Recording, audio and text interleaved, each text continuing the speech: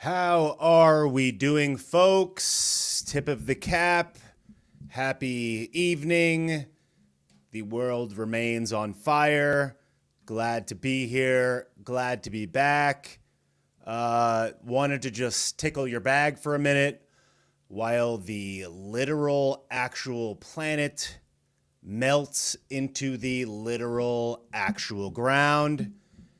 Everything remains dumb.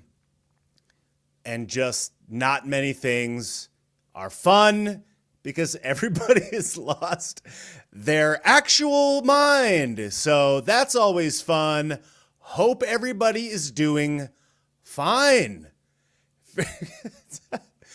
Yo, the world is melting into itself, and sometimes just like, man, what a not fun predicament. It's so funny. I am just doing my best to make a comedic soundbite news analysis like bag ticklers. Like I'm over here like trying to shine a light on things that I find important and just doing the best that I can to broadcast to tens of thousands of people, reach millions of people in my video views per month. And like a person with an upside down profile picture of like a duck in heat, like rollerblading or something with 4 followers and their account is private would be like, what are you doing about it? It's like, I don't know, Jeffrey, like I'm doing something. What are you doing? It's like, I'm just doing something. I don't know. I'm yelling. I'm pointing attention and directing information at things. I'm giving takes on it. I don't know. What are you doing?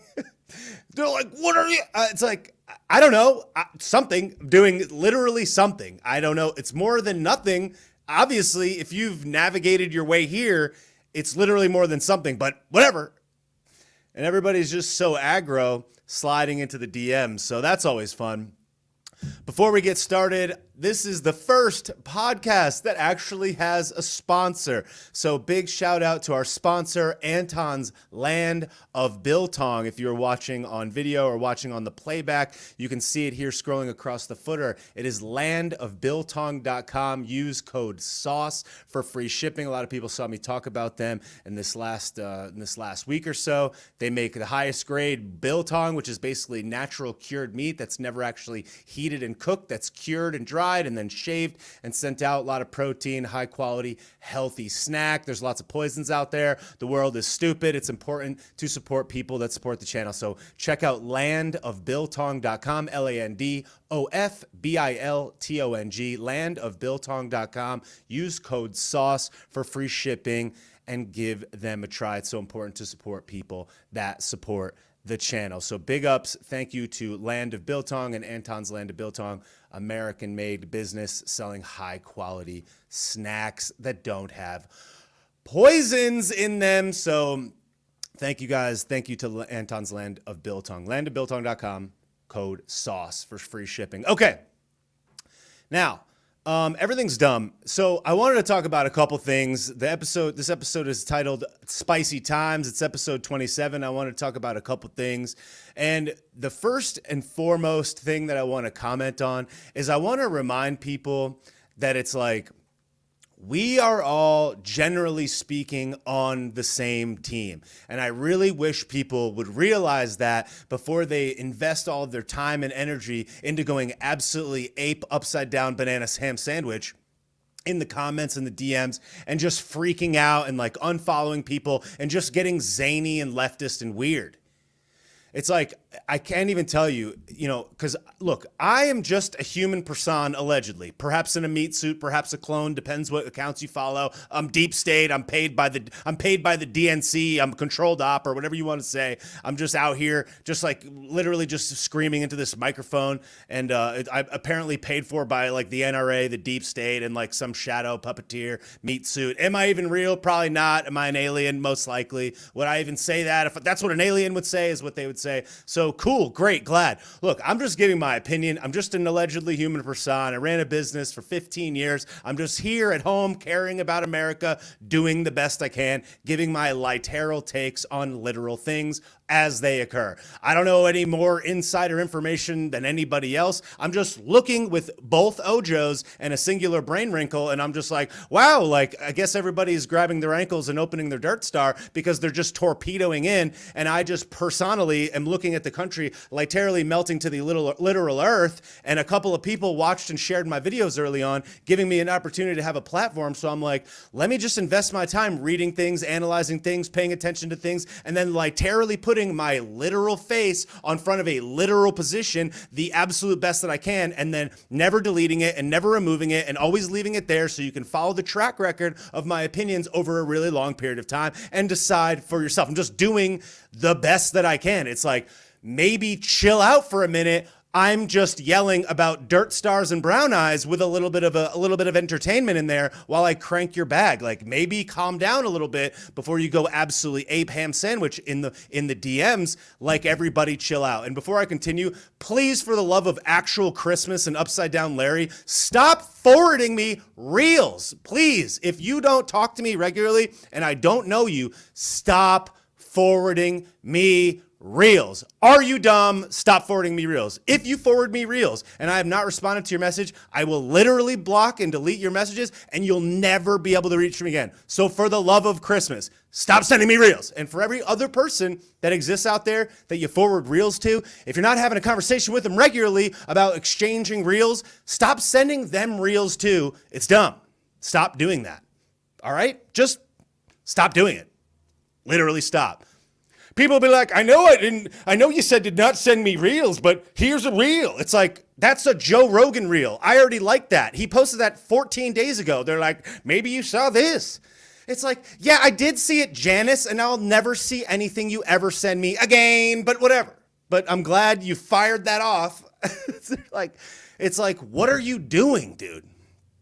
It's like, I liked it. I commented on it. There's a comment thread 153 miles long. I follow Joe Rogan. Everyone on the planet follows Joe Rogan. They're like, check out this Joe Rogan clip. In fact, it doesn't even say that. It'll just be a forward of the Joe Rogan. Like, I know you. It's like, if you sent me 67 DMs in a row and I didn't respond to any of them, stop sending them. Like, write your cousin a letter. I don't know. Utilize that time for something more productive. I'm just saying it's not working, but whatever. Okay, look, I think that like people need to remember something, and I think that like the Donnie, Big Ron, DeSanta Claus debate, conversation, whatever, is just such a hilarious waste of time. But I just wanted to point out a couple things real quick, just to make it clear. Unfollow me, don't care, like block, whatever, it doesn't matter. But this is just a quick take. Everybody is using this term, shadow campaign. They're like, Ron is running a shadow campaign. It's like, bro, look, I get it. I understand what you're saying. It's a shadow campaign. Like, he's in the shadows underneath an umbrella, like by a lamppost, just like, yes, I'm really running, but I'm instead going to run a shadow campaign. And before you like flip upside down and be like, Paul Ryan, he's kissing the feet of the deep state. It's like, please clam down for un momento, all right?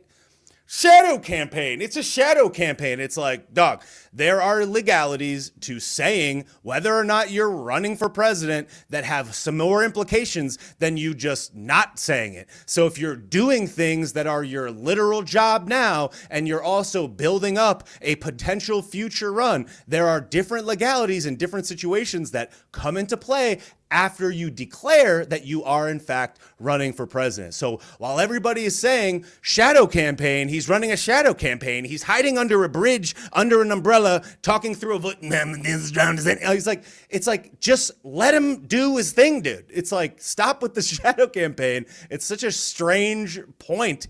It's just like, okay, so he declares and what? Then resigns as the governor. He declares and then what? Is subjected to a different set of legal rules. He declares and then what? What benefit is there to him declaring now versus 2 months from now? I would wager that every single person understands that it's more advantageous for him not to in the meantime. So it's just like, while everyone's saying that it's a shadow campaign, it's just like, okay, That's a made up thing that's being used as a collective talking point to say that he hasn't declared yet. It's not a shadow campaign. There's just other things that come into play after a person declares. They know that. They know that you know that. But everybody keeps saying shadow campaign like he's upside down in a tube under a bridge, just being like, just in case you wanted to know, like, look at, like opening up a trench coat in like a shadowy, dark. It's just like, what are you guys doing?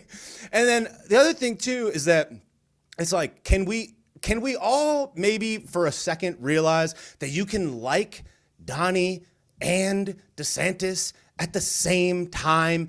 Can everybody just maybe relax for a minute? I, like so many other people that are doing their best to just point out their opinions about individual situations as they come available, are just doing our best to say that this thing might be good or this thing might not be good as it relates to me and what I see it. I'm not getting invited to Mar-a-Lago. I'm not getting invited to the governor's mansion. I don't know DeSantis. I don't know Donnie. Tickle me Elmo, Bill, but I actually like them both. Go figure.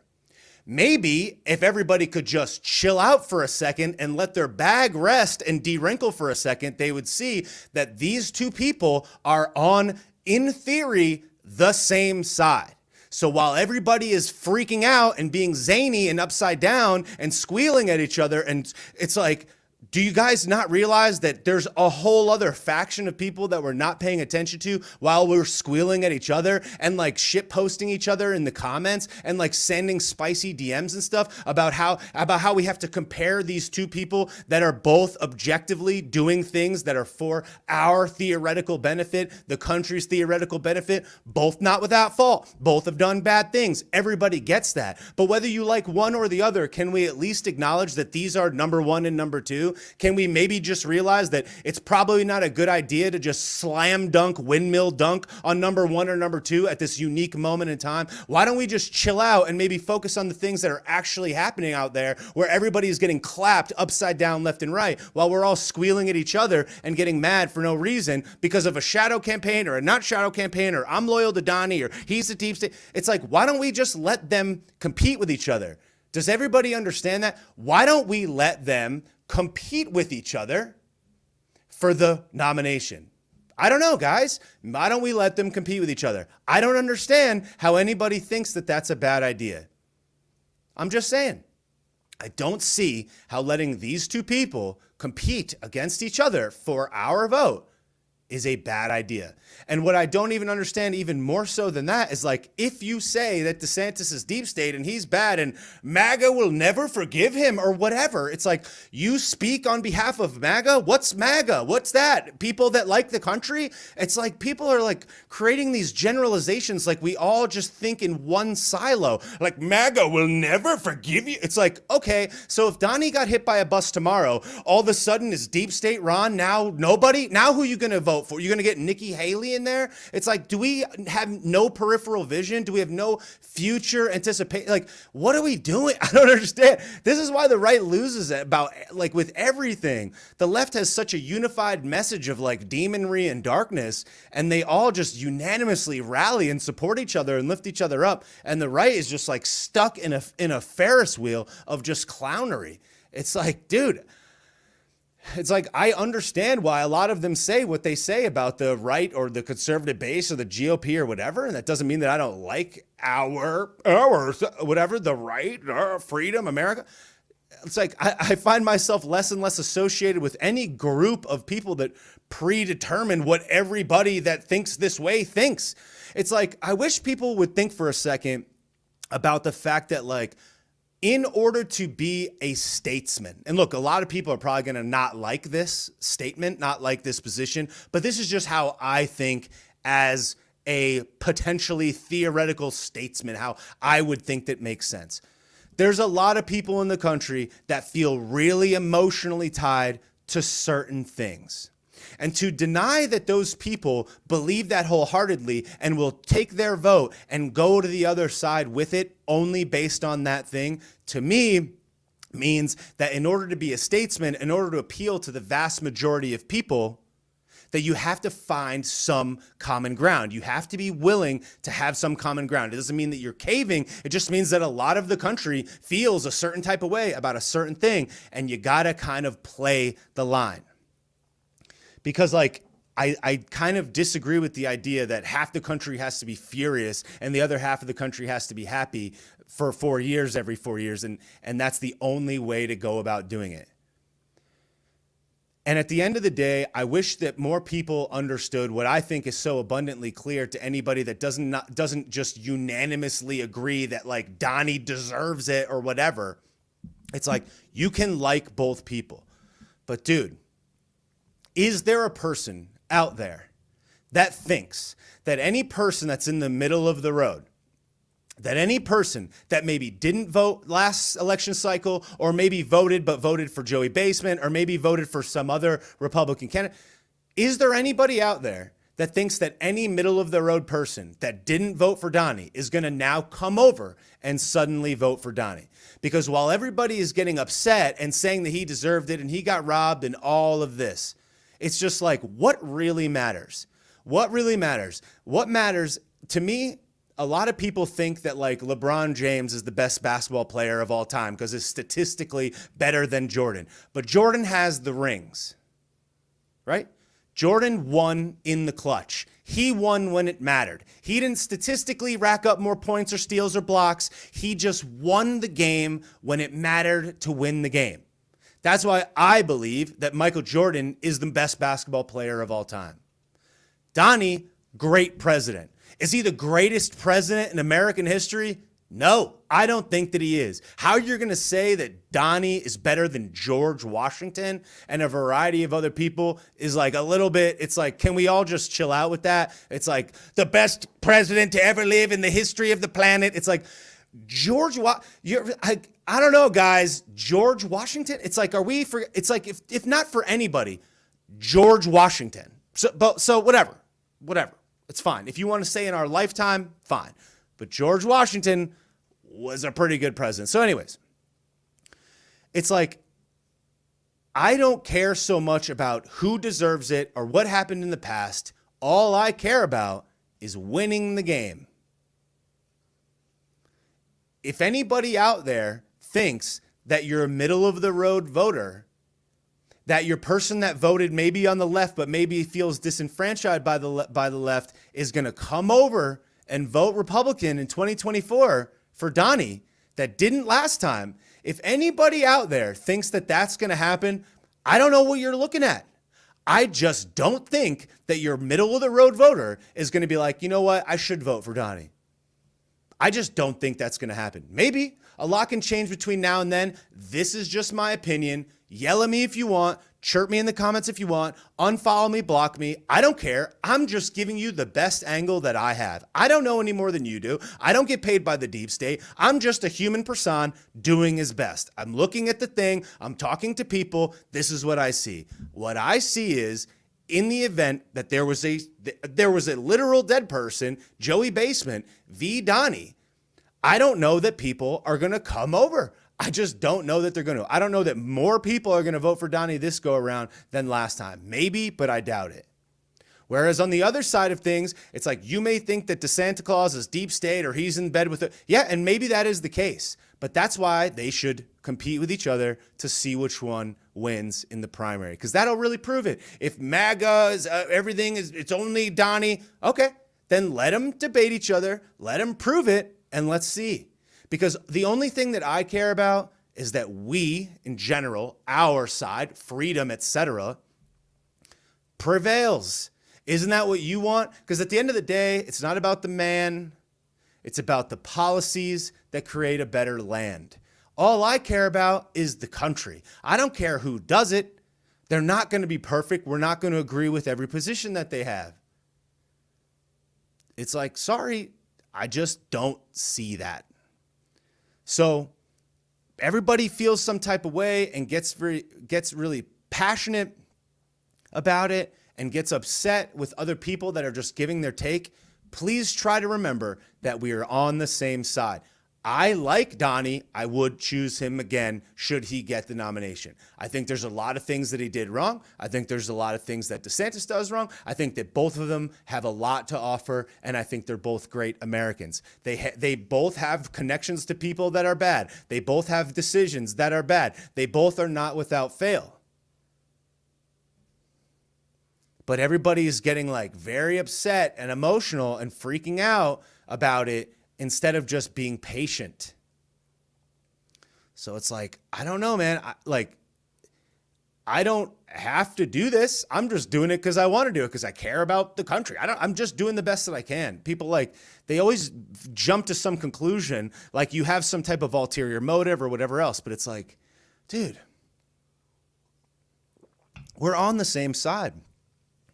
And it's like what the left does correctly, which I'm envious of, is that these people understand marketing, branding, and messaging to a degree I've never seen before. And they rally around each other and support each other all the time. They're always elevating other smaller accounts on social media. They're always pushing and supporting other people that they agree with. They're setting the narrative. They're setting the tone. All of them came out last week in support of impeaching Clarence Thomas.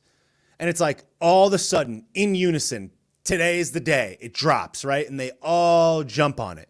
They all talk about Clarence Thomas. They all turn up and focus in on this one topic. Like they have a back channel chat where they all just decide that this is the day that this thing drops. They have this unification. And although I applaud the right for not chasing the laser pointer, which is what the right typically does, and reacting and then ultimately giving more gas to it, it's like they have this unified front of really good messaging. And it's like to this day, more people, including the conservative right, know about the parental rights and education bill as the Don't Say Gay bill. They branded it successfully as this name, and that's the only thing that people understand. And they say things like gun violence and weapons of war, and they say AR, and they say all these different things where they have slogans prepared. But nobody on the right, no conservative think tank is creating the same degree of marketing, is executing on the same degree of marketing prowess. It's like all they can do is have the same sleepy CPAC events and have the same thing over and over again, and like elevate like Chris Rock or Kid Rock shooting Bud Light cans. It's like, I get it, but they have this unified front of messaging that is remarkable. Their branding is on point. And they are really, really good at emotionally manipulating people and getting them to freak out. And like they have this army of mobilized, emotionally manipulated late teens and early 20 Gen Zers that they are embracing. It's like people like Harry on TikTok. This dude's in the White House. This dude's hanging out with Obama. There's videos of him chilling with Obama. It's like he's on the contact list. He's in the press room. They're bringing all these kids in there. They're bringing in the Dylan Mulvaney's. They're bringing in all of the zany, mentally deranged, emotionally manipulated people, and they're giving them a platform. They're giving them credence. They're giving them validation. They're purchasing their loyalty through social validation. You think Harry is ever going to come out against Joe Biden when they invite him to the White House and he shakes his hand and he sits and he does a TikTok with Obama? You think he's ever going to turn, even if he believes that what they're pushing for is actually incorrect? You think he's ever going to turn on the platform that they're giving him the social validation for? Of course not. They're purchasing his subservience forever by giving him a little drip, by giving him a little nugget. And I would wager that Donnie is strategically good on that front as well, but he's also successfully got a lot of people that support him. It's like, oh, you're invited to Mar-a-Lago. And it's like, look, I'm on team. I'm pro Donnie. I'm just saying, it's like once people get this social validation, this execution point, it's like all things go out the window. And it's like when they say jump, they say how high. And the left is doing it much better and certainly much more pervasive than anyone on the right is. And it's just very interesting that now they're going to create this army of TikTok influencers and social media influencers. It's like, when's the last time that you saw a small creator on the Ben Shapiro show? When's the last time you saw a small creator on Crowder? When's the last time you saw a small creator on the Sunday special? When's the last time you saw one of the right-wing organizations like a CPAC elevate a creator that's on the bottom. I don't see that anywhere. The only place that I see it is when it's monetized, like on a PragerU or on a Daily Wire, creating a monetizable entity that they get to lift up. It's like I don't see the big accounts lifting up these people. Whereas you got Occupy Democrats, you got Midas Touch, you got people like Joy Reid tweeting and posting and ripping and rolling. It's like Tucker, our theoretical best. He doesn't even use social media. It's like that's where all the people are at. And I'm not here to dog on Tucker's doing an incredible job, but it's like they are objectively better at branding, marketing, and having a unified front and a consistent message, albeit the wrong message, but they're so good at that. And they're out here following the theoretical rules and just kicking ass up, down, left, and right all the time. They're harvesting, they're doing things that are inside the thing. You got this guy that's buying all of these DAs and buying all of these local and small elections. They got this incredible machine of demonry, and it's like, there's rich Republicans, there's rich conservatives, there's people with money and entities and all of this stuff on the right, but they're not doing that.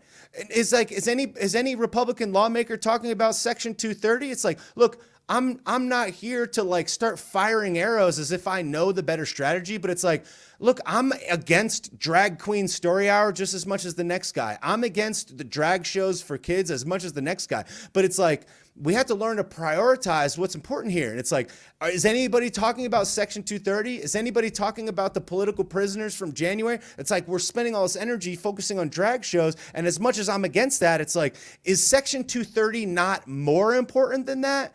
Because it affects more people and the messaging and the next election. It's like, is that not slightly more of a priority in theory? You know what I'm saying? It's like, I get it. I'm with it. I'm for it. But is that going to win the game? It's like if we're doing dunks and layups and the other team is draining threes, is that a winning strategy, guys?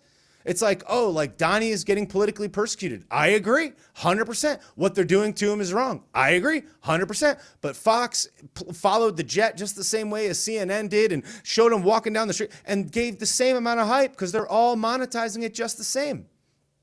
And then people are making T-shirts and Save Donnie and like, it's like, dude, meanwhile, we're all taking L after L after L. And they're like mobilizing people, emotionally manipulating people. They got these dudes on the floor of the house in Tennessee squealing through a megaphone. They ousted those guys, which was like the first like a Republican, I guess you could say, victory in a minute. 2 days later, the guy gets reinstated. It's like no Republican lawmaker, no Republican like thinker actually went out there. I just got banned on TikTok for violating something. These guys are such cowards. No Republican lawmaker is out there messaging people as to why they were doing that.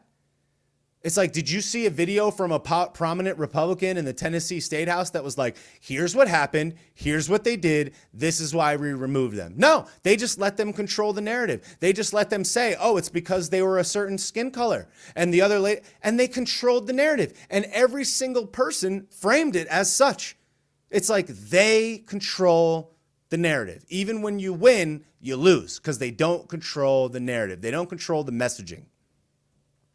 They don't control how the public perceives the things and the decisions that they make. Instead of getting ahead of it, they have staffers, they have comms teams, they have communications people, yet they can't figure out, drop a 90-second Instagram reel that explains why you just did that, bro. But they don't know how to do that because they're out of touch, because they're living in a dream world of magic. That's why we keep taking L's after L's after L's, because they don't deploy anything that actually reaches the people that matter. They follow the same old tactics in the same old way that they've been doing for 80 years, and that's why they're taking it on the chin left and right. And it's like people are over here romanticizing Donnie and the 2016 Donnie and saying that that's the strategy that's going to work. And it's like, is it?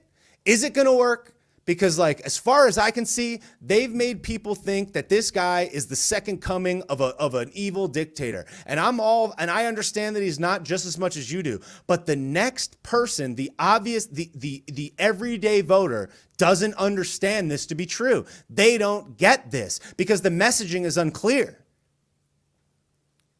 The messaging is not clear. The messaging from Donnie is like, I'm getting persecuted. These people are bad. DeSantis is bad. He's only doing well because it's sunny out. And it's like, yeah, I guess, dude. And like when Donnie had the eyes of the world after his political persecution, which I'm here to acknowledge is true, he had the whole world while he had that thing at Mar-a-Lago. And I understand he did point out some things about what was bad for the Republican Party and whatnot and for the people of America. He did point those things out. But 80% of the speech was about how he has been persecuted, which I understand. But it's like, guys, I understand, but it's about winning the game. It's just like when you have a trajectory that's not on an upward tilt, you have to change the strategy. You have to figure out how to win the game. You have to figure out how to reach the disenfranchised voter that feels some type of way about weapons, that feels some type of way about abortion, that feels some type of way about this. And you have to find a way to reach these people that could otherwise come on the right side. Would you rather completely lose those people and have economic calamity, overseas issues, potentially go into war with another power, CBDCs, and all this other stuff? Would you rather have that? Or would you rather maybe break a little bit on one of the policies that you think is so important? And I'm not saying that guns is the one. I'm just saying it's like, where's the bending? I'm not here to say like, oh, bend your back. But it's like, there's a lot of people that want certain things. And I think that it's an uncomfortable situation, but I think that a statesman, a stateswoman, a statesman would understand that they got to figure out how to find some type of middle ground when the people speak about things that matter to them. You know, and like, look,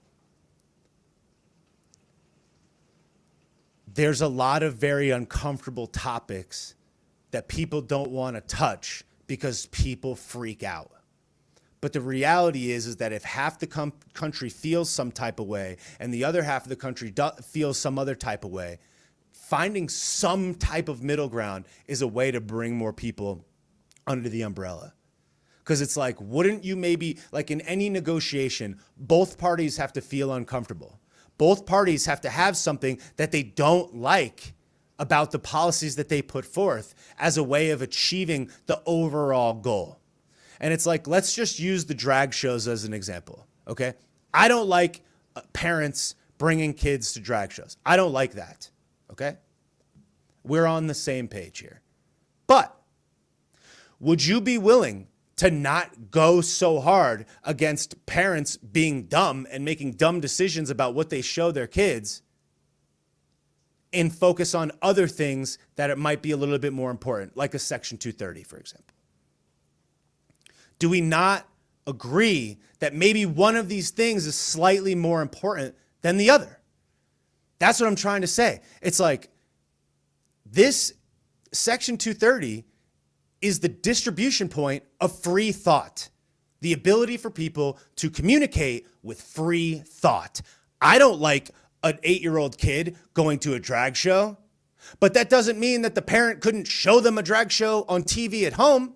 It doesn't mean that you can stop them from doing degenerate things because you don't like them, and I don't like it either. I'm just saying, if we took the same energy that everybody came at for the kids in the drag shows and we brought it to Section 230, for example, or the political prisoners that are soon to be you because you have wrongthink, don't you guys think that maybe that's a little bit more important? You know what I'm trying to say? It's like, I don't like it, but hello, I want to win, right? Don't you want to win? I would like to win. So I just feel like people don't understand that, where they're like, and then conservative Republicans that'll be like, oh, freedom of speech, freedom of choice, freedom will be like, ban TikTok. It's like, bro, what, like, do you even hear what you're saying? And then they find some way to justify it, like, oh, China. It's like, dude, it's like, if you can't rely on daddy government to save you from everything. You can't always look to the exact same regime that oppresses you to then save you when it is convenient for your thought process at that time. Like, yeah, You can not install TikTok. You could just not install it. No one's forcing you to do that. You can change the parameters by which certain apps, TikTok included, are able to access personal data. Okay, fine. Change the parameters by which personal data is allowed to be accessed. We could all probably agree with that. But it's like how a conservative, a person that supposedly believes in free speech, will be like, let's silence this application when any other application could do the exact same thing. And you don't know that the next application that comes up in its place isn't going to also be from Giant. They just find other ways to hide it. They base the operations in some other country, and then it's got some secret shadowy upside down Giant. Do you guys know who invested in the book? Do you guys know who invested in the Gram? Do you guys know who invested in any of these other companies? Of course not. But everybody is so quick to jump on the bandwagon. It's like, ban this thing I don't like, but don't ban these things that I don't like. Freedom, freedom, freedom until it's something that I don't want. It's just like, do we not even see the hypocrisy in our own stuff? And it's like, people will accuse the left of being like brainwashed and blindlessly following a certain leader and turning up the blinders to anything that Biden says. Yet when Donnie does stuff that's bad, they don't even see it. It's just like, it's like the cult exists on both sides of it. But what people are failing to realize is like, America is comprised of a lot of people that disagree on a lot of things. And if you believe that if you had a list of 10 priorities and you could get priority number 1 and priority number 2 and priority number 8, 7, and maybe 9, wouldn't you rather that than priority 9 and 10 only? Wouldn't you rather that than none of them? Wouldn't you rather get 1 and 2 and 9 than none? Because if we keep getting squirrely and we keep going absolutely nuts and following the laser pointer, we're going to get 0. There's like no compromise. And I just think that people are kind of not understanding that the friendly fire on the conservative right side of the viewpoint is non-beneficial. And I keep hearing DeSantis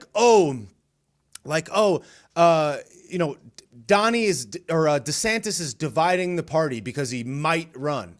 And it's like, is he dividing the party?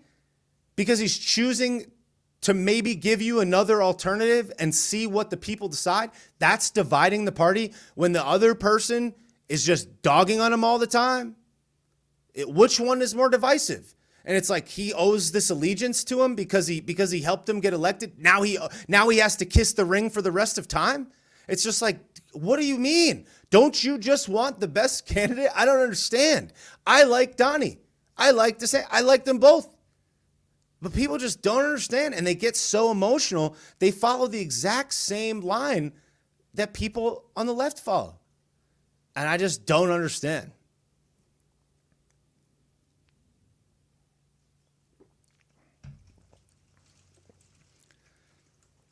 I just find it discouraging that people will focus their energy on something that's not a high priority in the grand scheme of things and trip over dollars to pick up pennies, culturally speaking. And it's like, we have to understand that what really matters at the end of it all is the country, right? It's the free thought of people. It's the nation that we love so much. I don't care who gets us there. If it's Donnie, DeSantis, I don't care if it's Vivek Ramaswamy. I don't care. But what I care about is winning the battle. It's not winning the battle, but winning the war. And I just feel like people are not seeing that because they're getting very, upset and emotional. Whereas, like, if you just thought that Donnie was so great and was going to win far and away because MAGA's going to do like an upside down somersault and come out and support him, then fine. You should like that DeSantis is going to be elevated to a potential presidential position, and then he loses to Donnie, but it proves that he gets some support, and then he takes the lead going around. Donnie is about to be 80 years old, dog. Do you guys not understand that if you keep dunking on your theoretical number 2, that he may not be there? Do you really want to cut off your nose to spite your face? Do you really want to hate on the one guy, the one objective governor in America that's actually saying shit that actually matters? Do you really want to keep dunking on the guy that's the only one saying anything? Who's saying something?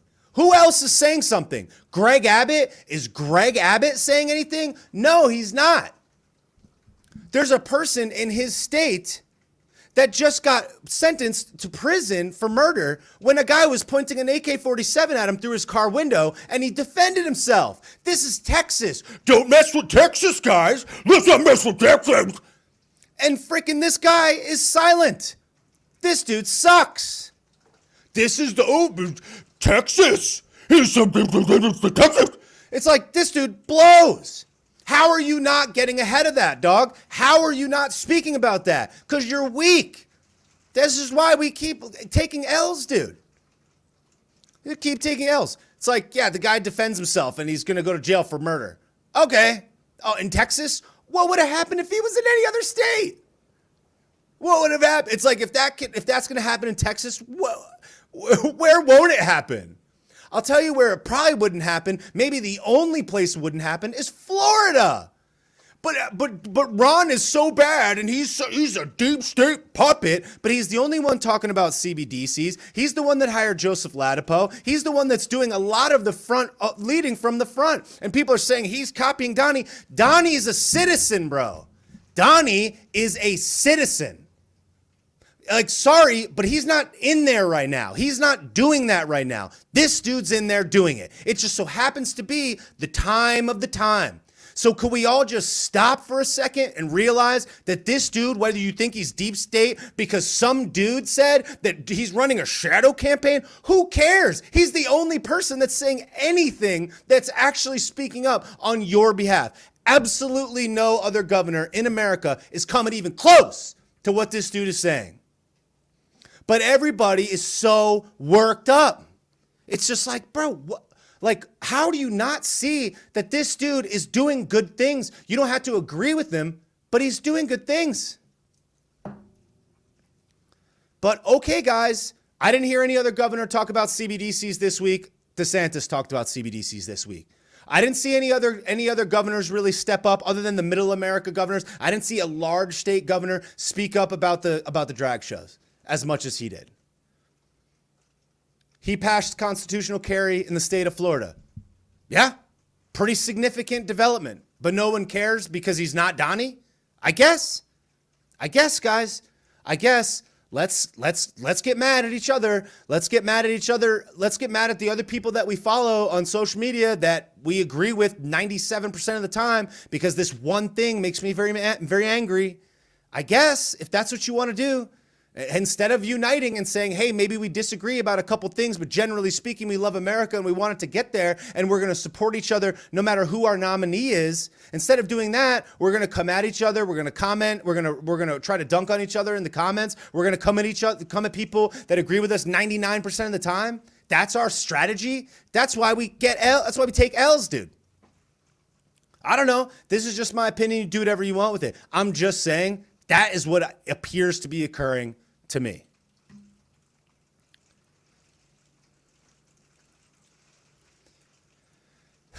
All right, let me breathe for a second. Again, I want to thank Anton's Land of Biltong.com. Like I said, the sponsor of the podcast. So important that people sponsor the channel. It's what keeps the channel going. So I appreciate Anton's Land of Biltong. Be sure to check them out. I know it sucks having advertisements, but this is a good American company selling high quality American products that want to reach people like you. So big thanks to Anton's Land of Biltong. Go to landofbiltong.com and use code SAUCE for free shipping. Very important to support people that support the channel. I love the stuff. I have it in the fridge. I enjoy it myself. Meat without poison. Love to see it. Big thanks to Anton's landofbiltong.com. Code SAUCE for free shipping. And this is another thing. It's like we also need to stop getting mad at other people that generally speaking agree with us because they're figuring out ways to monetize their channels so they can continue to invest their time and effort into this type of content. Although I understand where people are coming from, it's like to say that other people are like swindling because they figured out a way to monetize their channel so that they can succeed and create more content, to me just seems like an unnecessary friendly fire that to me doesn't really add much value to the equation. Because I wish all of us would be a little bit less concerned with each other and how each of us is choosing to approach this, and be more concerned with the people that are objectively stomping on our rights in the country that we love so much. It's like we're going to invest our time dogging the other people that agree with us most of the time because they may disagree with some things, or they sell a t-shirt that we like. It's like, I guess, dude, but people that create content understand how difficult it is to monetize these things, which is why a lot of people get burnt out. And when a lot of the big accounts don't support a lot of the smaller accounts, and when a lot of the mainline conservative organizations say things that we disagree with or don't elevate other people in the movement, so to speak, like the left does, it's increasingly difficult for people to create content in this sphere. So let's maybe not try to dunk on other people in the movement that are figuring out ways to monetize their channels so that they can keep making content. If they choose to sell t-shirts or hats or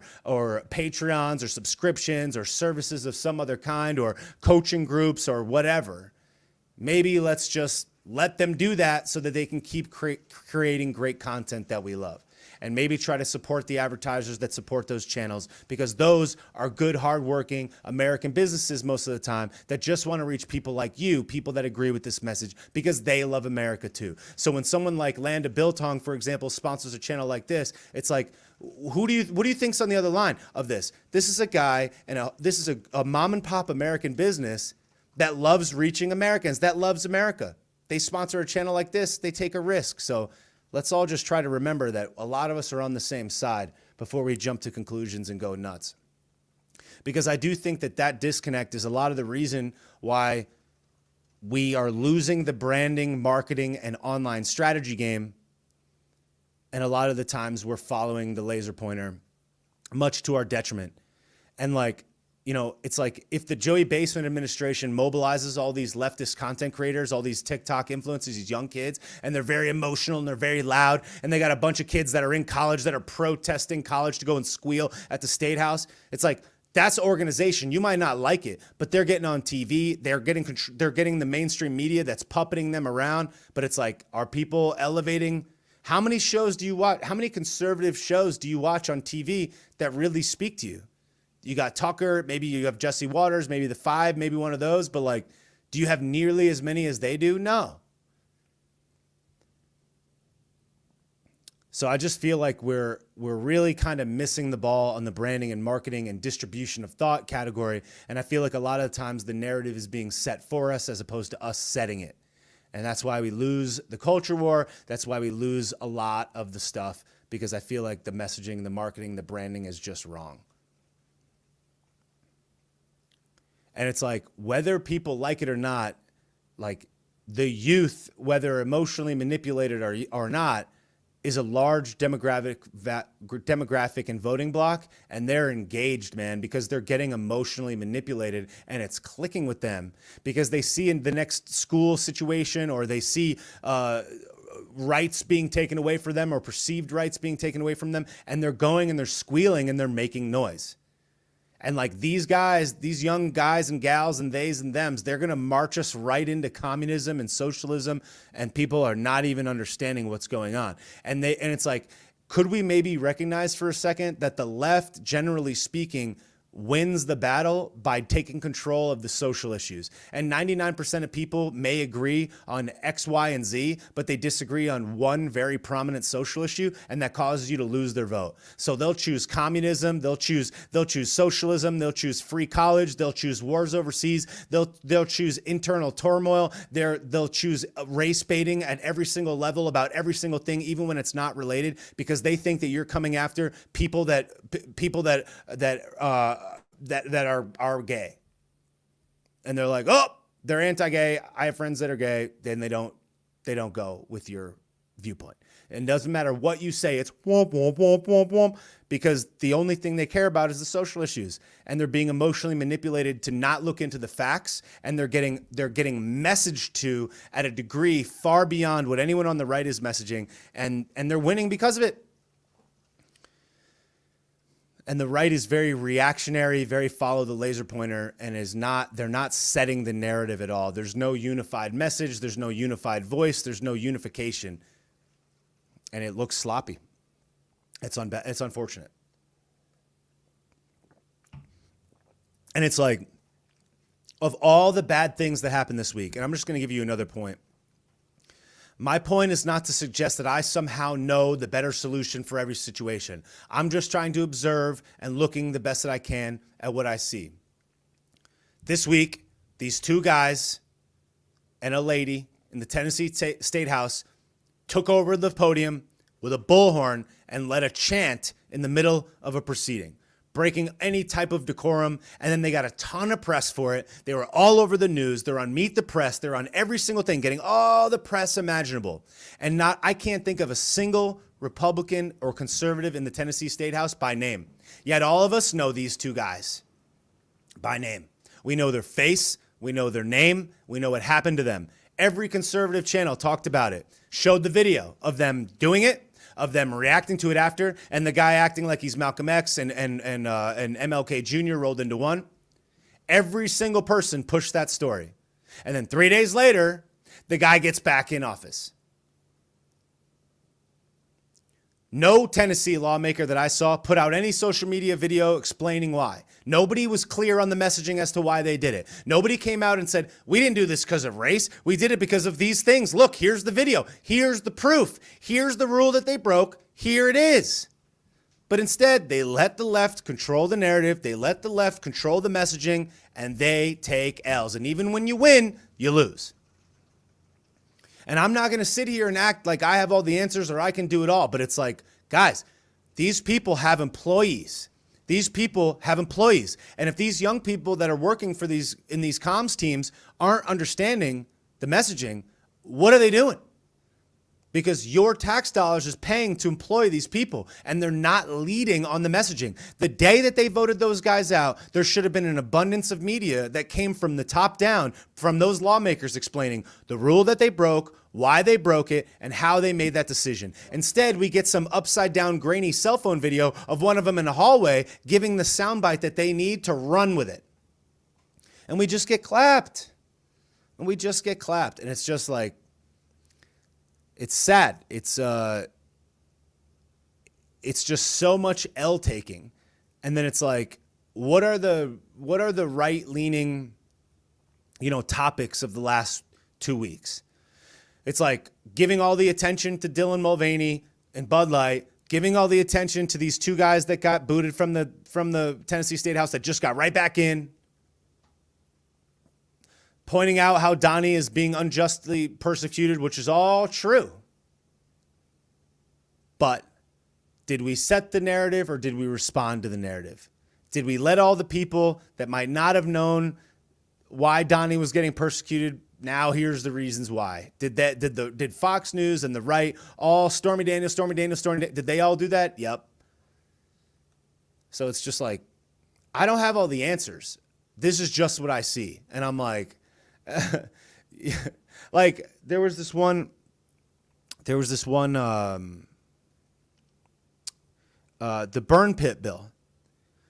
They voted against this burn pit bill. This was 6 months ago. They voted against this burn pit bill. And the narrative that the left said is the right doesn't care about the military, the veterans. And it's just like 99% of people would say that the conservative right in the Republican Party cares more about the veterans than the left does. Based on every other thing, the reverence, the mentioning of it, the fact that a vast majority of veterans and active duty service people typically vote to the right. Yet they set the narrative that the right doesn't care about veterans. And instead of getting ahead of it, they let them set the narrative that the right hates veterans because they voted no on this burn pit bill. Instead of explaining why they voted no on this burn pit bill, instead of explaining how there was all this pork in that bill, they just voted against it. and they didn't tell anybody. And then they all went off to their respective states for the weekend, not even think. And the only video that we got, there was like one Republican lawmaker that put out a video clip about it of him. It was like a clip of him explaining on the House floor. And then we got like Ted Cruz in the airport getting interviewed by TMZ. And that's the only messaging that the right had for the next 3 days, while the left ran the narrative all weekend. And it's like this reactionary, not getting ahead of it, not understanding the importance and the impact of media that causes the right to just lose. And it's like, I do wish that people understood that, you know, it's the people versus the state, the deep state. It's the people's rights, and it's not even right versus left. It's not red v blue. It's really the people versus tyrannical, overreaching bureaucracy. But we all get hung up in all of these non-real issues, and it's just a trap. And it's like, I feel it frustrates me that I need to talk about, or I feel the need to talk about, like the Donnie and Ron situation, but that's just the pressing thing that's coming at me. And it's like, instead of responding to every DM and making all of these comments and whatnot, I want to just say, here's what I have to say, here it is on the record, and then move on from it as best as I can. I don't know the best way to strategize through this. The only way that I know is to talk it out, to put the information out there, to say, here's the cement concrete version of my idea at this moment in time, and I'm not going to delete it, and I'm not going to remove it. You could go back and play it on YouTube, Facebook, Rumble, BitChute, TikTok. If they didn't ban me, like obviously a bunch of people reported me because they canceled the live half an hour ago, and here on Instagram. And it's like, people are getting like squealing at me, and I'm just doing the best that I can. I don't know. If you have an opinion, I'd love to see your opinion. Where's your video? Where's your reaction to it? You're just in the comments. You're just writing like snarly DMs. Yeah, I guess just take a position, put the content out about it, and then you can let that be your statement. But instead, we're wasting our time getting hung up in all of these other things that are relatively inconsequential. So whatever.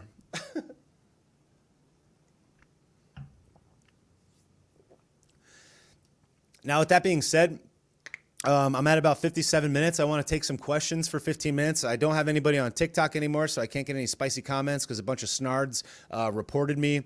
It says live access status, hateful behavior, inciting violence. Apparently, you'll no longer be able to go live as a host. Okay, that's cool. Maybe that's permanent, but that seems fine. So I've had my live access removed on TikTok a number of different times because these losers will squeal and squirrel. And it looks like I can't go live there. Maybe ever again. So that's cool. But anyways, I want to take some questions from TikTok and from Instagram and Facebook and YouTube if I can. So leave me some questions. I'm just going to check.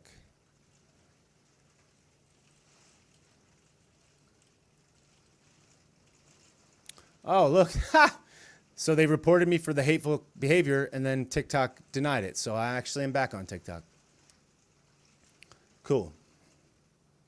So for anybody that's just joining now on the Tick Snap, I am answering some questions for about 15, 20 minutes.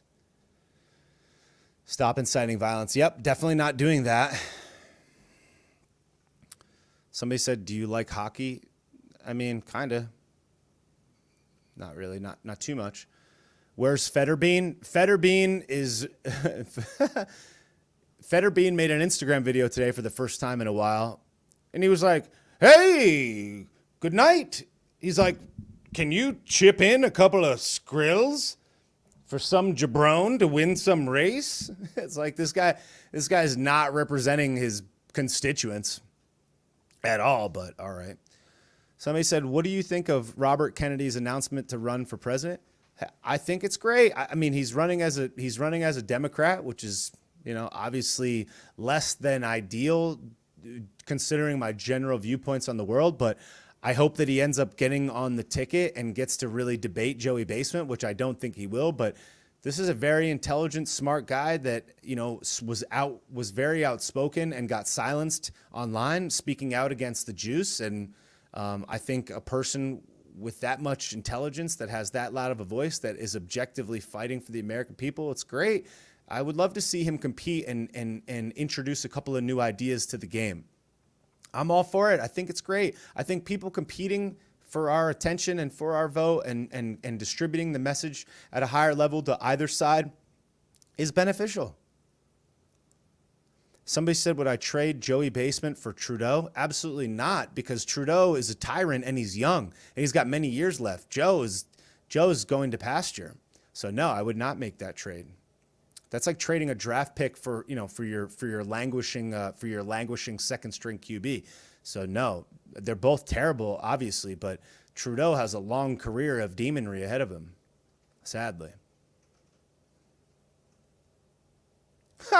Somebody on TikTok said Kaepernick was right. Right about what? What was he right about? Suggesting that people who get paid millions of dollars are somehow akin to like the darkest moment in American history? Yeah, I guess. Guess he was right by that. I remember all of them getting paid $5 million and then him begging to get back into that exact same league that somehow represented all this oppression, but okay. Somebody said, hey, dude, what prompted you to make that fantastic video regarding Gen Z about slowing down the emotion and recognizing us for Gen Y life experience? Because I realize and I understand how important Gen Z is to the equation. I'm on TikTok because I understand that that's where people are. And it's like, when I started this channel, I had a very important North Star. And I always have said this to people when they're trying to start any social channel. I don't know any better than you. I'm just doing the best that I can. You have a North Star. You have an objective, a primary goal, that if all else is not executed on, that you execute on the primary goal. My goal, number one goal, is distribution. I have thoughts that I believe are my best take on what I think the world needs to hear. So I want distribution for those thoughts, for them to be digested, criticized, liked, and disliked. If TikTok provides me distribution of that thought, it achieves my North Star goal, distribution. So I'm not going to get hung up on the minutia. I believe that the key to us advancing forward as a nation and a people, realizing that we're all on the same team, we maybe just disagree on how to get there, that anything that provides me distribution to those ends achieves my primary goal. I may not like the casing by which it's enclosed, but I understand what it is, distribution. I understand that Gen Z is there. I understand that there's a lot of voices there that disagree with me, which is why I want to play in that arena. As bad as it is, as toxic as it can be, as oppressive as it can be, that's where people are. So I'm there. It doesn't hurt me to do it. I bought an iPhone. I hung it up right there. I use it to go on TikTok. That's it. It's very simple.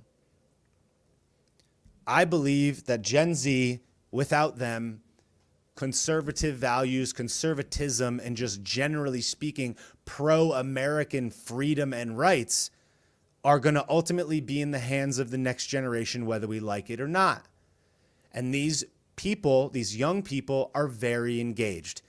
I would bet that the vast majority of you watching right now, if you're over the age of 30, can say that you didn't really care or get too involved in politics when you were 18 or 19 or 20 or 21 or 22, probably not till you were 25. The example I usually give is like when you start paying big boy taxes is when you start realizing what's really going on here. You're like, you pay your tax bill and you're like $30,000. You're like, what is this? So you have this activated group of young people that's getting social validation for squealing because the bureaucracy loves that. They love people begging for their rights to be taken away. And these people are very loud and they're very misinformed, in my opinion. But they're very emotional and they're very angry and they're very active. And a human body of voting age is a human body of voting age. And whether you want to dismiss them or not, this is a very important cohort of people that ultimately needs guidance and leadership, in my humble opinion. So if you are upset about them and the opinions that they have, lead them. by providing an alternative viewpoint that might be packaged in a way that they can digest and understand. You got to come to them instead of expecting them to come to you. So, with that being said, are we not seeing that 20-year-olds have 500,000 followers on Instagram, on TikTok, on YouTube, on TikTok, or on Twitter, and are pushing out what we believe to be probably the wrong message? Are we going to dismiss them, or are we going to understand that they may be misguided and emotionally manipulated and lacking life experience? And instead of smiting them for their lack of experience, we have to instead welcome them into the equation and say, look, we value your opinions, but like, I wish you would do a little bit more listening and a little bit less talking, and maybe realize that there's a lot of things going on here that you may not see. You know, I used to get mad at the system. Because I felt the system was unfair. And I would say, like, something like the credit system, a credit score. You can hate how a credit score is formulated.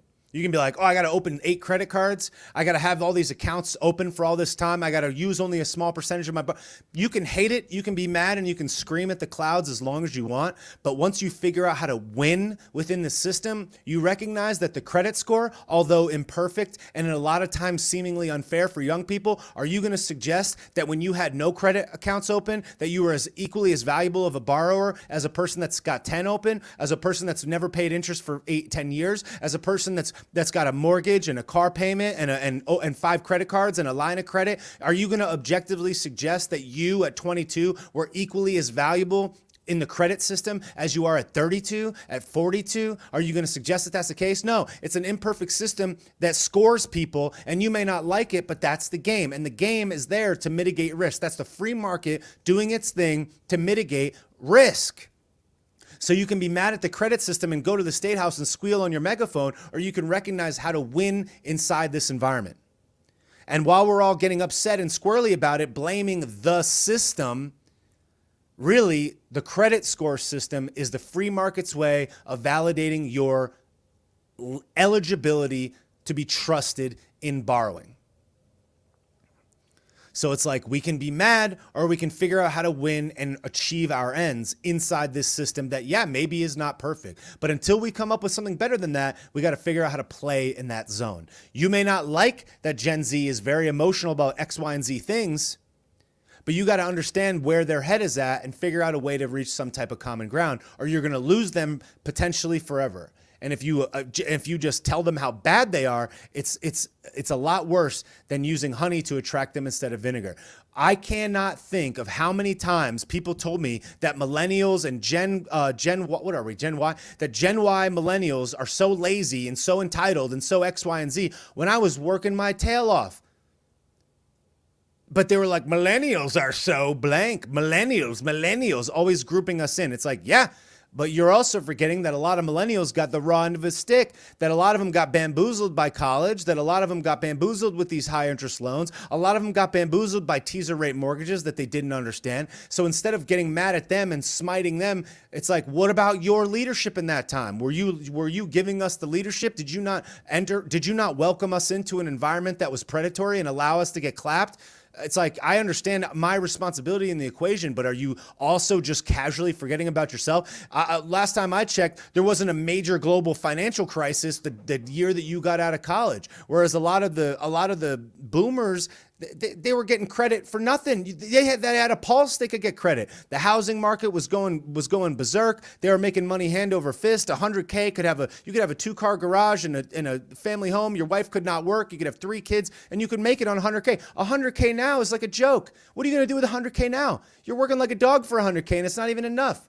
So it's like, people are just, they just like lump Gen Z in and dismiss this cohort of people that are very intelligent as you felt you were at that time. They are just misguided and need a little bit of leadership, generally speaking. Not all of them, but a lot of them just need leadership. So instead of us being like, we got to figure out a way to welcome them into the fray and not keep pushing them out for this idealistic world that we also didn't understand 10 years ago. But we are like, it's like how quickly we forget. where we were. So it's like, I'm trying to figure out how to bridge that gap. And it's like, some people think I'm 53. Some people think I'm 153. It's like, I'm 36. I'm not that old considering I remember what it was like to be in that position. I didn't have any money 5 years ago. I certainly didn't have any money when I was 20. And a lot of these kids feel real disenfranchised. And here we are, all we can say is no free college. And it's like, that's the only message that they hear. So instead of like clapping them for not getting it, we have to figure out a way to show them how to get it. That's just my opinion.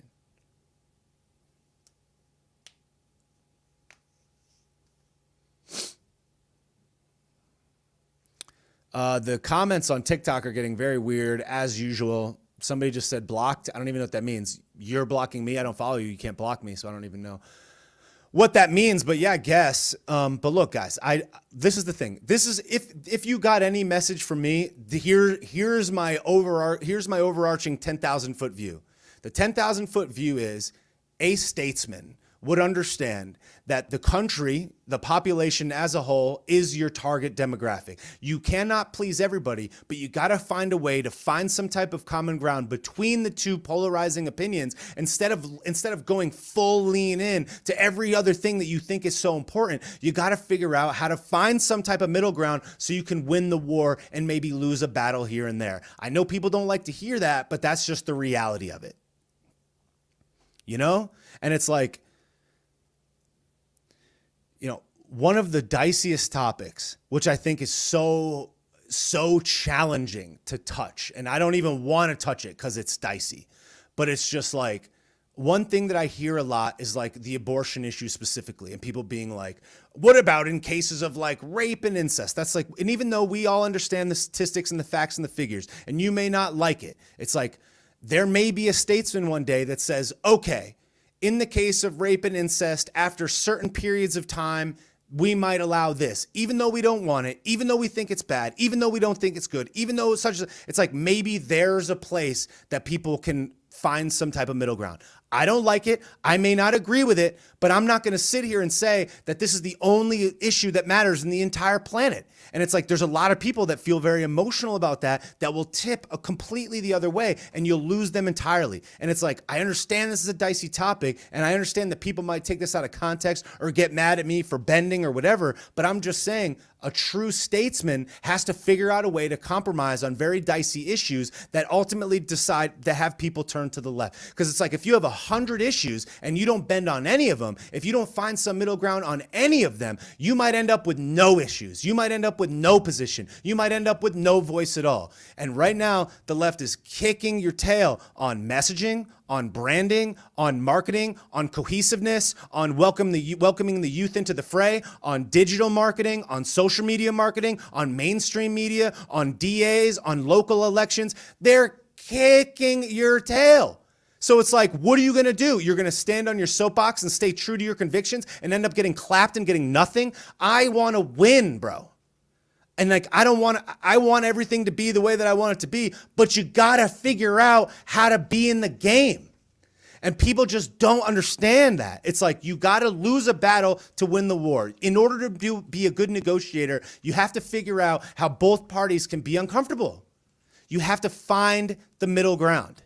So it's like, can you concede on one thing? All right, incest. Before this amount of months. You know what I'm saying? And even though you may think that that's morally bad and morally reprehensible and very bad and very evil and very no good, it's like, could you find a middle ground on that? I'm just saying.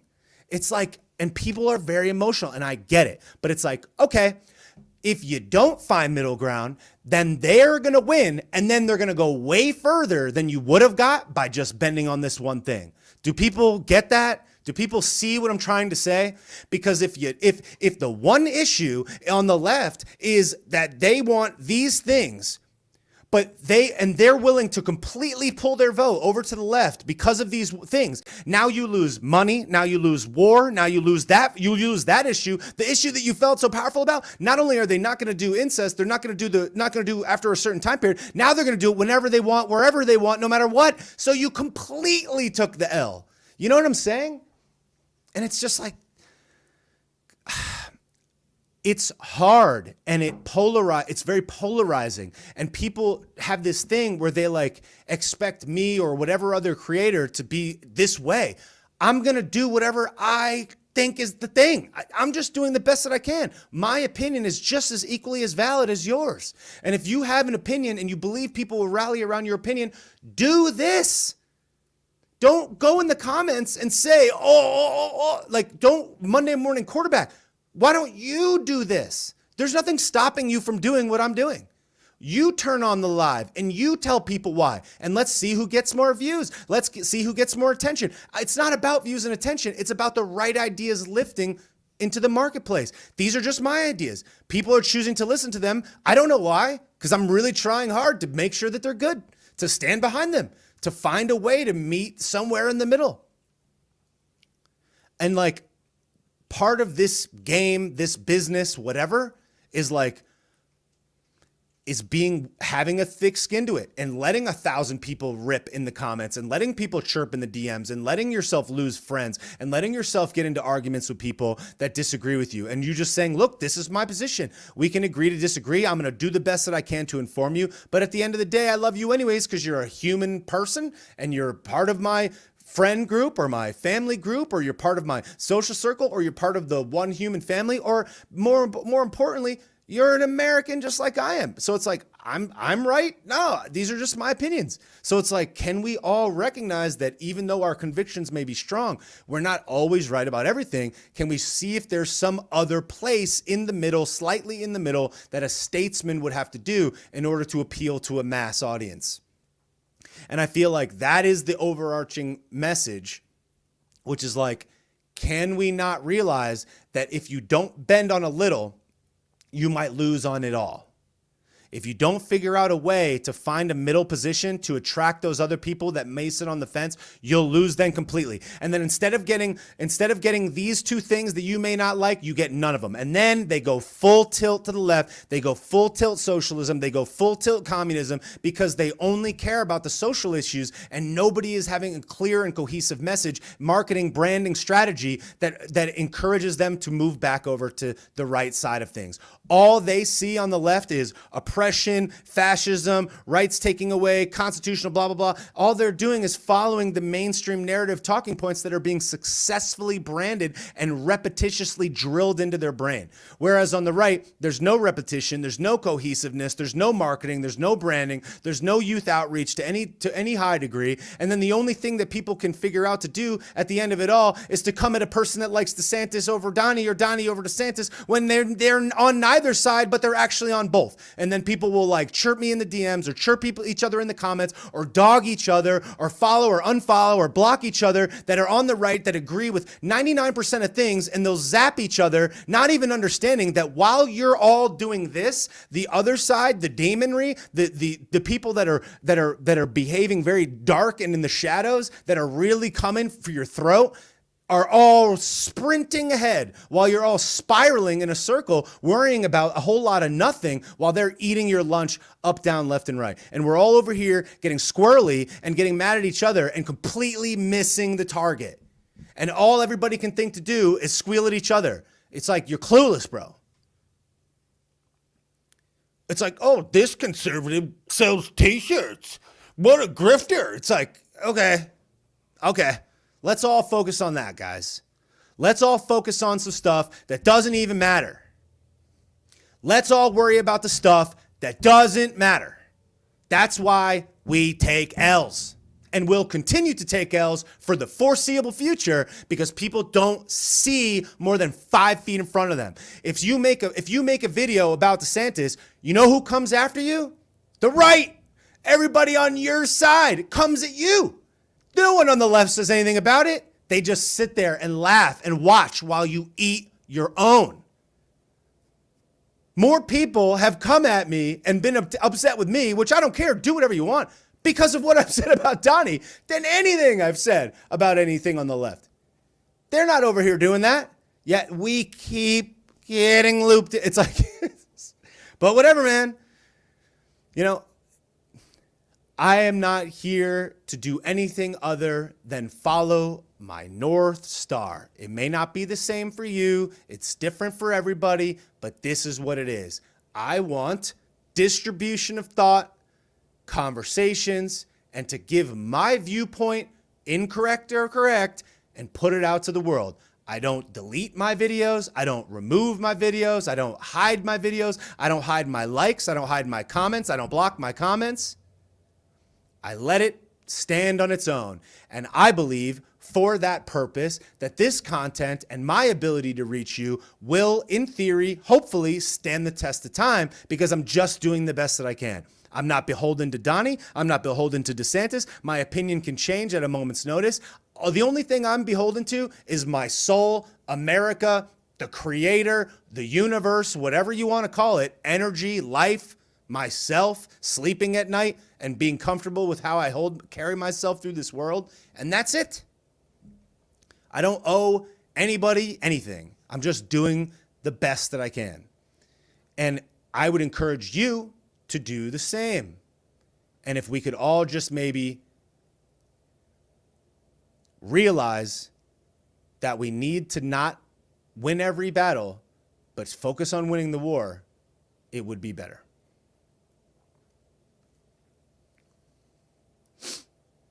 I know I said I'm taking comments, but I just was zapped for a minute. I'm going to look at the comments again because I see I'm back on the tick snap. Somebody said, you're just mad and talk about nothing. Yeah, you're right. I haven't been talking about anything.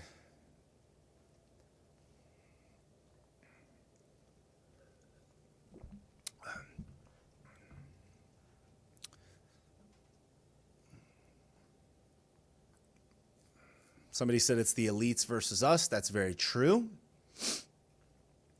Oh, yeah. Thank you to all the people that have been buying the badges on Instagram. I really appreciate that. Thank you so much. Maria Fataruso, Holistic Wellness from Within, Cade Combs, Suru, Inspiring Keto by Sherry, Lana Liberty, The Megan Hayward with Twice, and JB Save. Thank you guys so much for the badges on Instagram. I really appreciate it. And also, again, a quick thanks to Anton's Land of Biltong for sponsoring the show. Again, so important that people sponsor the channel. Check them out, landofbiltong.com. Use code SAUCE for free shipping.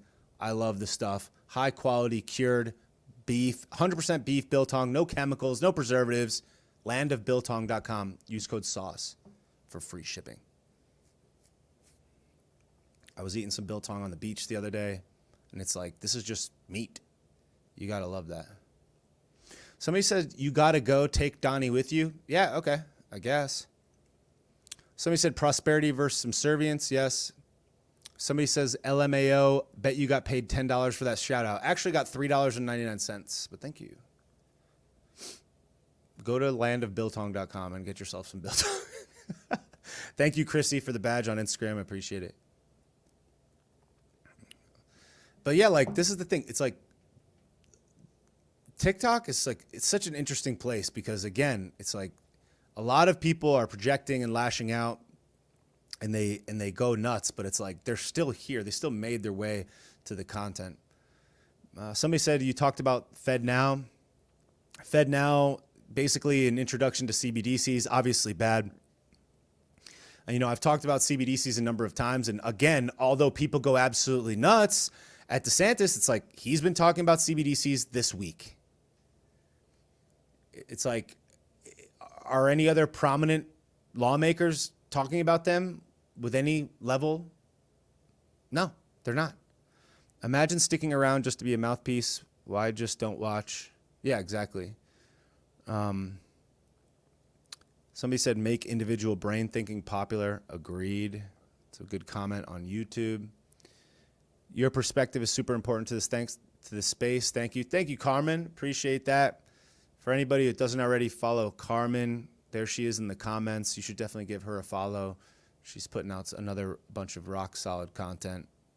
Thank you, Carmen, for the comment. I really appreciate it. Look, this is the thing. It's like Somebody said the audacity of ignorant, privileged white men. Only people that think in terms of race make comments like that. So you're doing more to tell about how you feel about the world. Carmen says, tell us about your new venture with Anomaly. Yeah, so for people that haven't already heard, I haven't gone too far into it. I'm actually doing a podcast with Anthony Russo of Blunt Force Discussion tomorrow about this. But I started a website with Anomaly called streamrare.com. Anomaly has been, to me, one of the most trusted and consistently on point voices in the conservative / freedom space online. I believe that he is probably the most spot on creator of any person that I've found online, and is consistently on point and says the things that other people don't say. So I'm so glad to be starting a venture with him. You could check it out at streamrare.com. We're going to be posting different commentary there and building a little bit of a community and sharing articles that we think make sense and need to be distributed there. So it gives us an off mainstream social media platform to bring in emails and to reach people outside of the social media ecosystem. So do me a favor, if you like the channel, go to streamrare.com and put your email in. We're not going to spam your email. We're not going to sell your email. We're just gathering up some emails so that we can reach you guys when we have great content. And check out the site, streamrare.com. You know, I think the thing that's so great about Anomaly's content, and hopefully I hope that you feel the same about my content, is that we are not beholden to anybody. We say exactly what we think, though inconvenient and often contested, but our convictions are our convictions. This is just our angle and viewpoint of it. And I think that people will find that, you know, what I say and what he says most of the time agrees and is in some level of cohesion. But the thing that's great about it and the partnership is that I'm not telling him what to say. He's not telling me what to say. We're both doing exactly what we were doing, but now we have this combined and unified front to help advance and distribute the message further than it already is. So that's why we started the site. It's really fun. It's really exciting. We're going to do a lot of cool things there. So check out streamrare.com and give us a follow. If you don't already follow Anomaly, which I'm sure all of you do, just follow him on Instagram at dreamrare, or go to dreamrarelinks.com for all of his links, and just check out the site streamrare.com. Be Kind on YouTube says, thanks you for sharing your wisdom. You always load my brain with excellent thought process. I appreciate that. Thank you so much. See, that's the thing. It's like you can change one mind. You can reach one person. That's the name of the game. That's what we got to do out here. And that's what we're trying to do.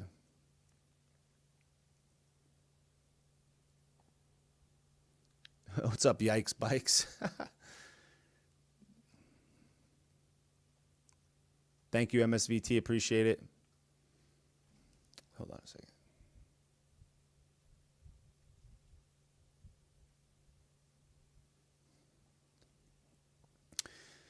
Yeah, I mean, so the lives, like, I love doing the lives, but it's like there's been, the thing is like it's very energy driven doing the lives.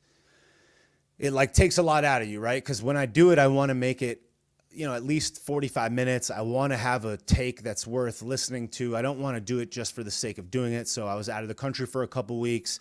I was catching back up with things, and like things have just been so toxic and spicy lately that I've in my head been like, I'm not ready to do it right now. I don't have enough that I want to say right now. But I would like to jump back into the swing of it and start making more of them. I do think that it's an important means of connection. My internet was slow for a while. I had to get new, more powerful and more expensive internet. So my lives were getting squirrely. So I had to get that sorted. So it just happened to be a little bit of a hiccup. But it is something that I anticipate I'll be ramping back up now that everything is back in line.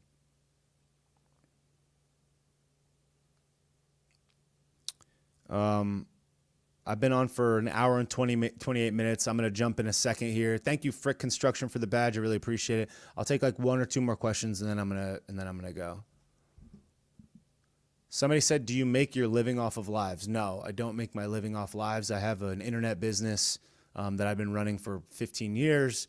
That makes up the vast majority of my income. This is just a side hustle with purpose. It's really not about the money. It's really more about distributing the message. But it costs money. It costs money and it costs time, and you got to figure out a way to monetize it, which is why I'm so thankful that people have been buying the badges on Instagram. I really appreciate that so much. It helps encourage more time to be spent on this content. I'm happy and thankful that people buy merch on bobbysauce.com, and I'm especially thankful to Anton's Land of Biltong, landofbiltong.com, for sponsoring the podcast. Anybody that's been listening here knows that of all these lives I've ever done, I've never had a sponsor.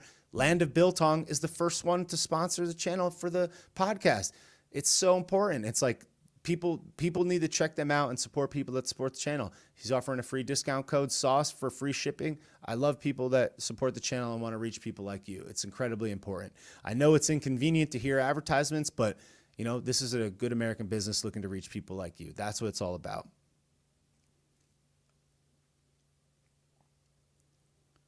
Thank you guys for the gifts on podcast,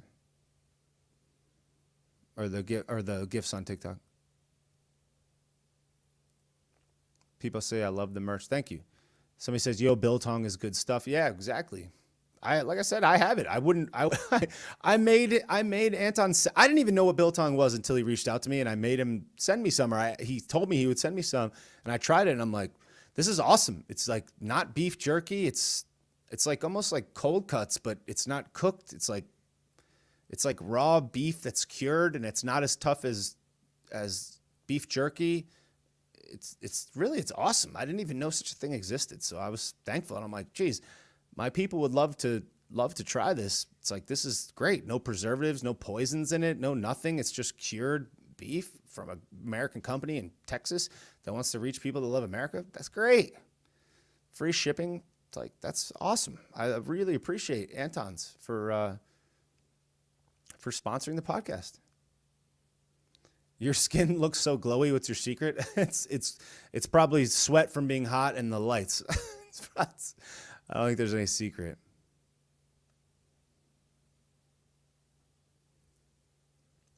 The merch on the site is fire. Thank you. Thanks so much. I did not pay Carmen to leave that comment.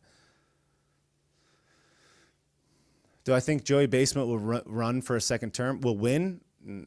I mean, I don't think he will win, but, you know, I think that if he went up against Donnie, he might, because they'll just say that he's, you know, he's the reincarnate of Mussolini or whatever, and they keep hammering that. It doesn't mean that they won't do it to DeSantis or whoever is the front runner, but sadly, a lot of people's minds are made up, and it's like, I believe that Donnie is generally speaking good, but I think that they just have a real powerful mechanism behind him, and I think there's a lot of things that he's doing where he's shooting himself in the foot.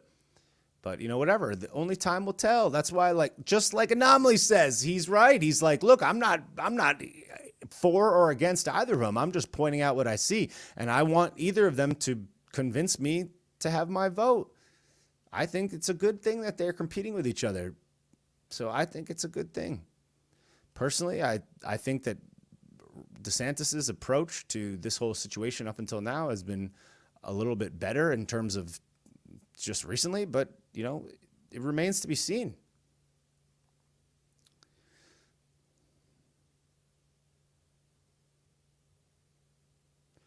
If Joey wins, we are done. Yeah, we're certainly not in a good position. Cheryl said, I'd rather Donnie 24 and DeSantis 28. DeSantis is a great governor for Florida. I like him to continue. I think people need to just remember this. If Donnie did win in 24 and then DeSantis won in 2028, do you realize that, like, if DeSantis did 2 terms, which is ultimately what you would want if he did run in 2028, you think that we're just going to have a Republican president for 12 years straight? How many times in history has that happened? 12 consecutive years of one party as the president. Has that happened before? Has it happened many times? It's like, just because Donnie wins doesn't mean DeSantis wins in 28. You know what I mean? It doesn't guarantee that. It's like, you can't just pick it like that. It's like, oh, let's just have 4 Republican governors in a row. It's like, yeah, maybe. But It's like if Donnie was to win and then he's out, right? So I don't know, man. Again, I think them competing with each other is better. DeSantis shut down the beaches and the parks. Yes, that's correct. But he also opened them up, one of the fastest. And so did everybody else.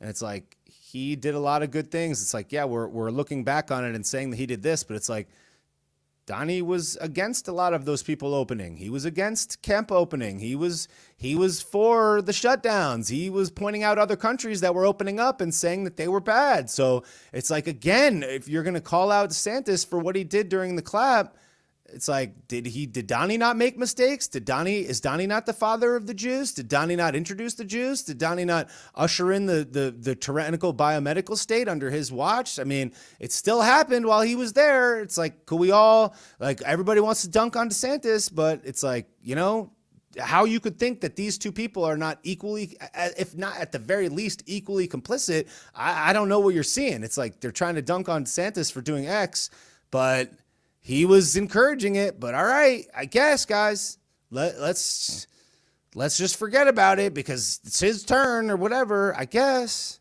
he deserves it. I guess, maybe. And Donnie is like, I'm the father of it. He's for it. He thinks it's good. It saved 100 million people. Still saying that to this day. But you know what I mean? It's like DeSantis's people are saying it's not good. I don't know, dude. I guess